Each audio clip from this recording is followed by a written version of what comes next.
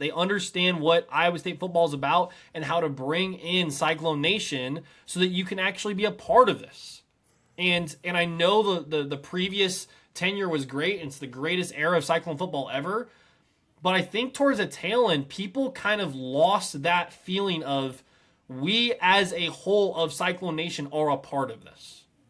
And I think Jimmy Rogers has realized that and has respect for Matt Campbell, but realizes like that luster has kind of left.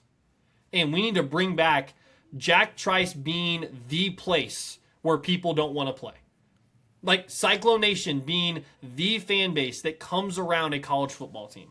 Like this is what he's doing through his recruitment, through his conversations. I see him joking with reporters, Owen. Like he's chatting up with reporters like they're just his friends.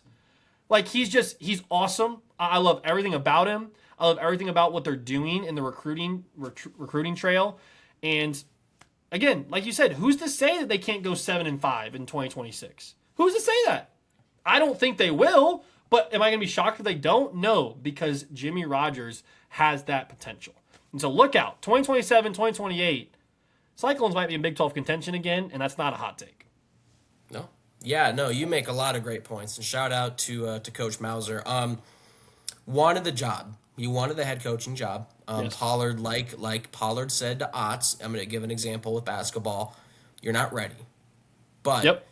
if the seat does come open, if there's some point down the road in the future where something comes up, I'll call you.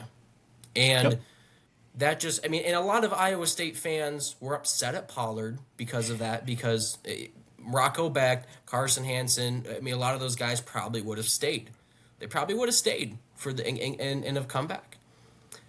Yeah. And we know that for a fact, but it's clear he wasn't ready. He has to get a little bit more experience under his belt, but he did really good as the offensive coordinator at Iowa State, and we're super thankful for what he brought to Ames and Jack Trice Stadium. So again, shout out to him. That's a really neat convo that you guys had, and just kind of going back to your point here, like I said in previous pods, Ames is a football town.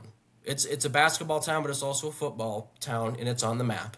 And just because there's a new guy in town doesn't mean it's not. Doesn't mean Cyclone Nation won't stop showing up to games, won't stop supporting the team, won't stop singing the fight song.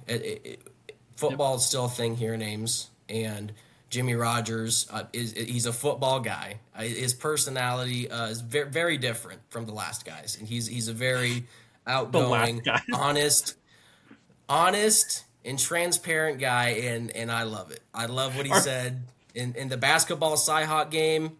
There was children in there, but he doesn't care. All right. Yeah. They're beating a team 40 to 10. He doesn't care. He's gonna keep the aggression. He's gonna keep it dialed up. He's gonna keep it dialed up.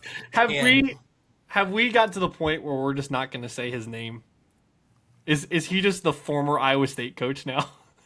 He's the last guy. It's less words out of my mouth than saying his actual name. He's the last guy. Hey, I love it. He's no longer relevant to Iowa State. I love it.